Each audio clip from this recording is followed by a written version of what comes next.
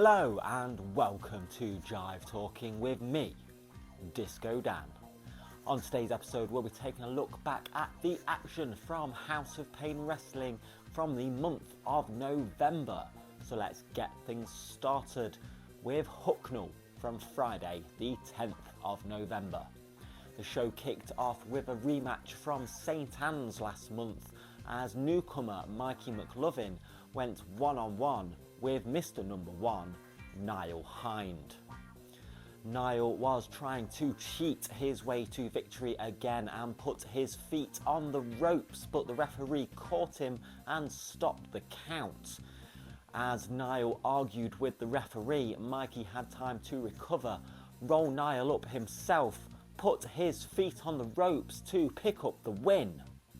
It looks like the newcomer is learning from the mistakes he's made in the past and picking up some tricks to pick up the wins. The House of Pain Women's Championship was on the line next as the heavy hitter Harley Harris challenged the House of Pain Women's Champion, the Princess Lexi Olivia, accompanied to the ring by Tristan Wheeler. As the match was going on, Harley got knocked to the outside where the House of Pain heavyweight champion Grayson Clay came running to the ring and hit Harley with his championship belt. Alton Thorne then came and chased Grayson away and Harley just managed to beat the 10 count. However, the title shot did prove too much for Harley as Lexi hit her with a running knee strike to pick up the win and retain the women's title.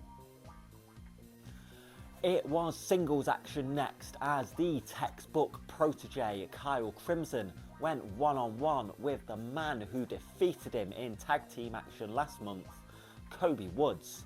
And it was Kobe picking up the win once again, reversing Kyle's attack into a roll-up to pick up the win. Joseph the Fallen Star was in singles action next as he went one-on-one with one half of the Badly Dressed Boys, Davey Thompson. After a hard-hitting match, it was Davey picking up the win by submission. After the match, Davey said that him and Joe have had so many matches over the years and he respects Joe and offered him a handshake. Joe looked like he was going to accept it, but refused and walked away from the handshake. It was tag team action next as Team North America of Mr. USA Lance Flashman and the former Canadian ice hockey player Paxton Kane took on myself and Raveboy. Me and Raveboy looked to have things in control, and as I came off the second rope with a crossbody, Paxton pulled Raveboy in the way and I accidentally took Raveboy out with the crossbody. This distracted me and allowed Lance Flashman to hit me with a spear. Flashman and Kane then hit me with a double chokeslam to pick up the win. Me and Raveboy did make up after the match as Raveboy understands that accidents happen and Disco Rave is for life. In the main event of the evening, Joey Cement came to the ring and called out his former teammates Johnny Sharp and Will Roberts, now known as the Black Sheep. The Black Sheep came to the ring and attacked Joey, but luckily Alton Thorne was there to even the odds. Grayson Clay then came out and attacked Alton, leaving them in a 3-on-2 situation, but the Ninja Ryu was there to once again even the odds and set up a 6-man tag main event. As the match went on, Joey, looking for some revenge on Johnny Sharp, was about to attack him, but the Ninja Ryu took the crook off of Johnny Sharp and hit Joey Cement with it. This allowed Johnny Sharp to pin Joey Cement. What has happened with the Ninja Ryu? we did find out after the show that the Ninja has joined Johnny and Will in the Black Sheep, and going forward will no longer be known as the Ninja Ryu and simply known as Genshin.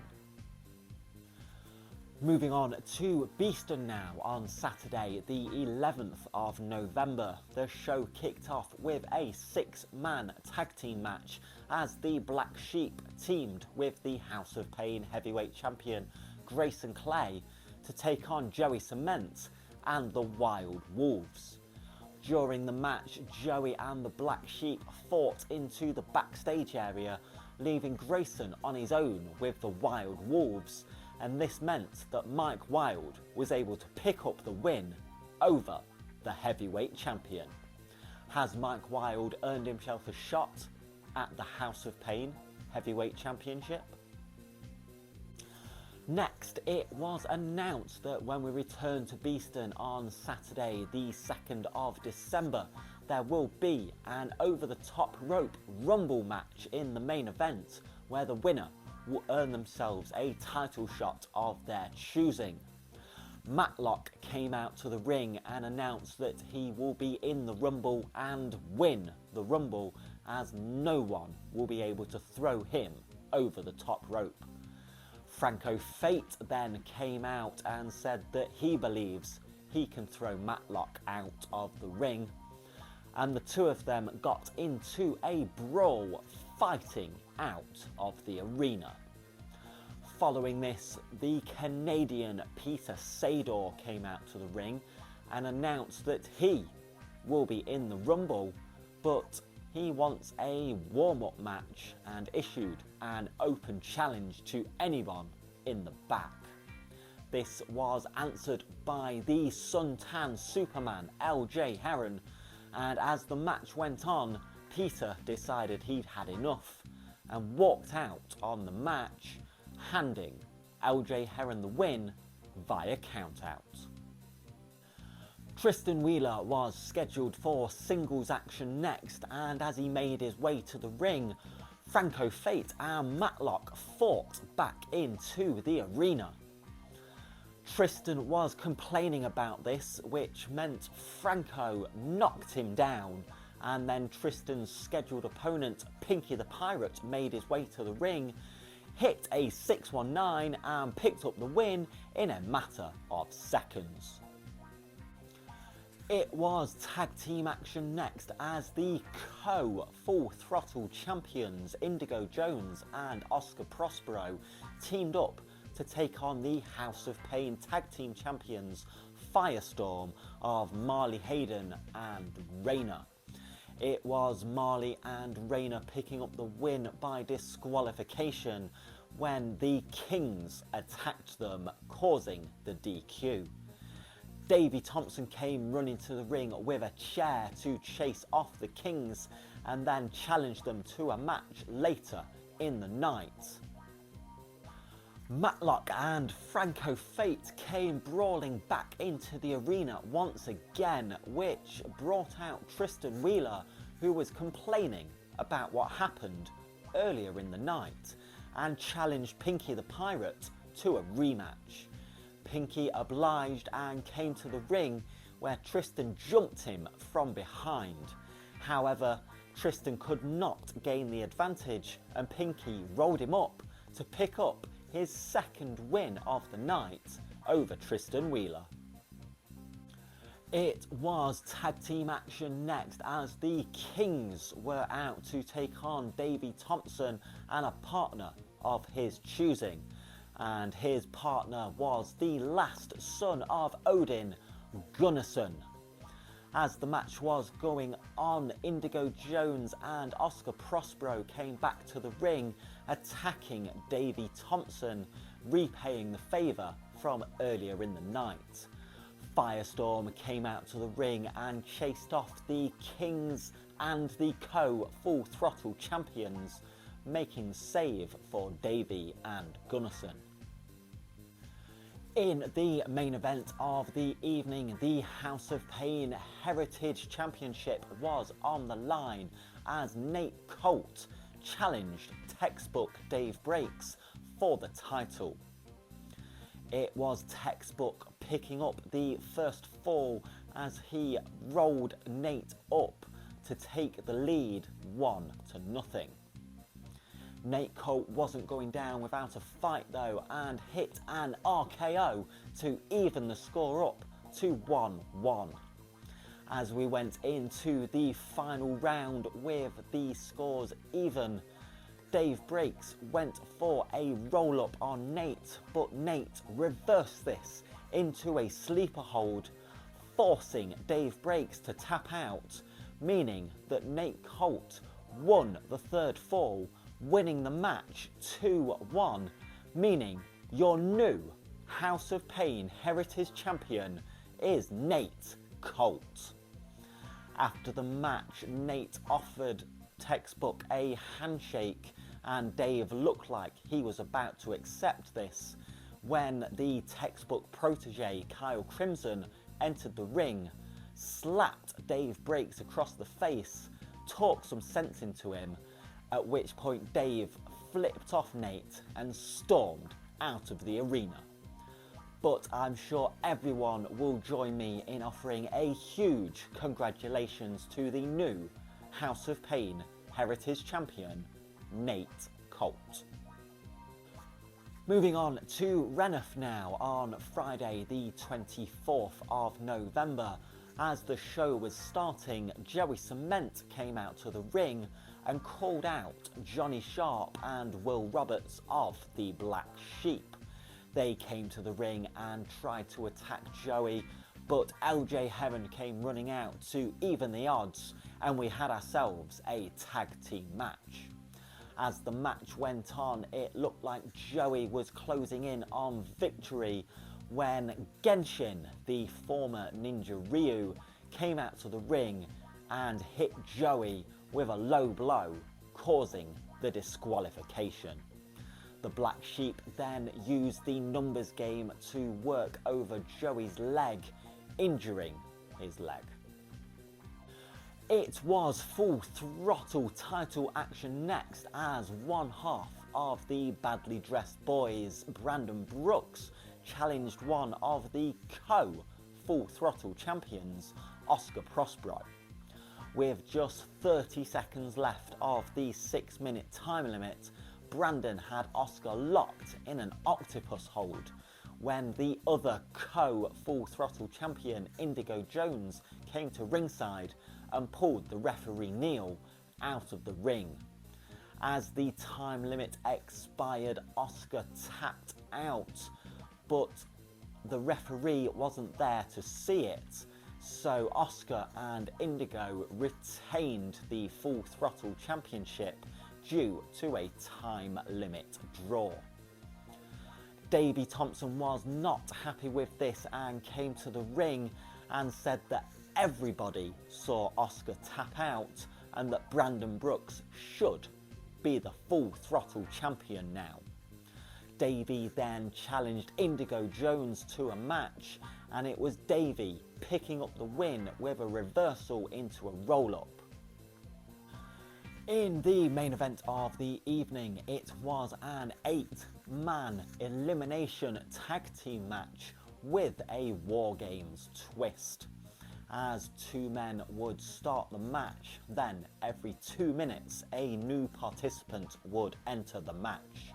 You could win the match by eliminating all 4 members of the opposing team, and you could be eliminated by pinfall, submission, disqualification or count out. The teams were Joseph the Fallen Star, House of Pain's resident gangster Jaden Law, Genshin of the Black Sheep, and the House of Pain heavyweight champion Grayson Clay, taking on the team of Pinky the Pirate, the Juggernaut John Allens, Franco Fate, and Reneth's own Kobe Woods. It was Joseph Star and Pinky the Pirate starting the match, and then after the 2-minute interval, Jaden Law entered the match, leaving Pinky in a 2-on-1 situation. After the next 2 minutes, Pinky managed to survive and tagged in the newest member of his team, John Allens, who ran wild and eliminated Jaden Law. Grayson Clay entered the match next and eliminated Pinky the Pirate immediately, and then John Allens, leaving Grayson and Joe Starr alone in the ring, waiting for the next entrant. That entrant was Franco Fate, who managed to eliminate the House of Pain heavyweight champion Grayson Clay.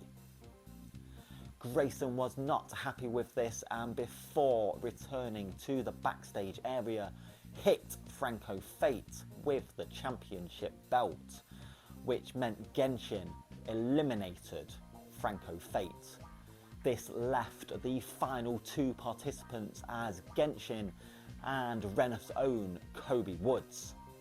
Kobe looked to be closing in on the victory when the Black Sheep came back to the ring and attacked Kobe, meaning that Genshin was eliminated by disqualification and Kobe Woods was the sole survivor of the match.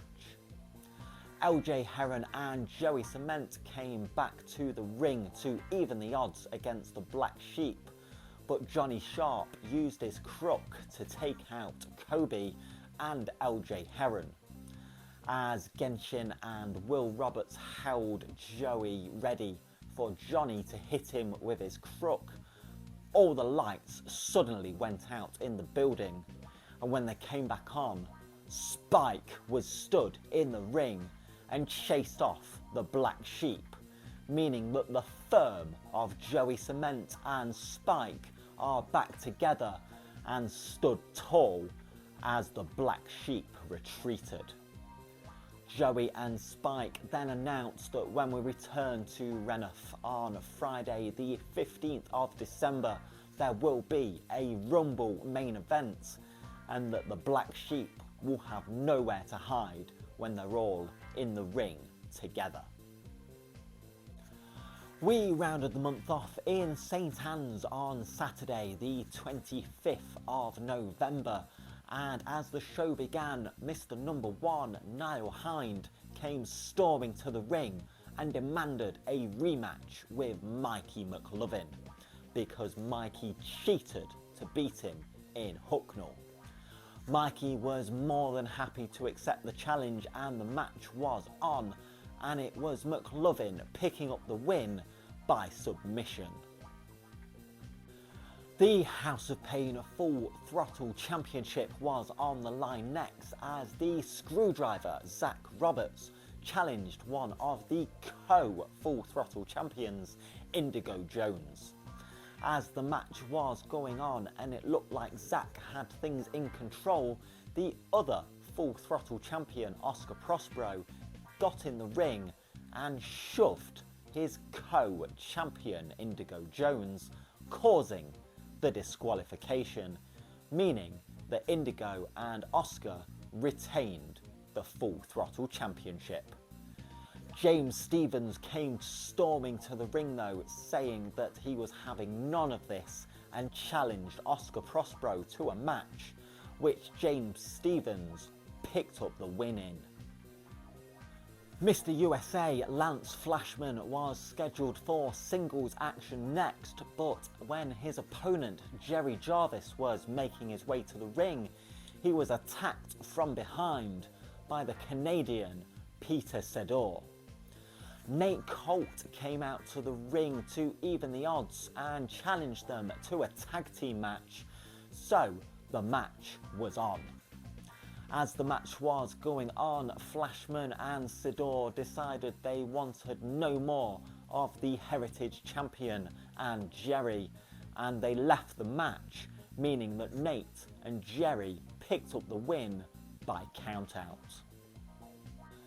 Johnny Sterling came to the ring next to introduce the 7 new faces who will be making their debut next month when we return to St Anne's on Saturday, the 23rd of December. After he introduced the 7 new stars, Kyle Crimson came out to the ring and announced that there was an 8th debut next month and introduced the Imperial Dragon. This led to Johnny Sterling challenging Kyle Crimson to a match, and it was Kyle picking up the win thanks to the help of the Imperial Dragon. In the main event of the evening, it was an 8-man tag team elimination match, once again with a War Games twist. The teams were Owen Ocean and Mike Angelo of the Three Kings, teaming with the Black Sheep's Will Roberts and Matlock to take on the House of Pain Tag Team Champions Firestorm, who were teaming with myself and Raveboy. The match started out with myself and Owen until Mike Angelo joined the match for his team, leaving me in a 2-on-1 situation. Luckily, it was Raveboy entering next, and I managed to hit a crossbody on both the Kings and tag in Raveboy, who managed to eliminate Owen Ocean. It was Matlock entering the match next, who hit me with a huge big boot, eliminating me immediately. Matlock then went to work on Raveboy, who then threw Mike Angelo on top of him, meaning that Raveboy was eliminated. It was Rayner entering the match next, but already in a 2-on-1 situation.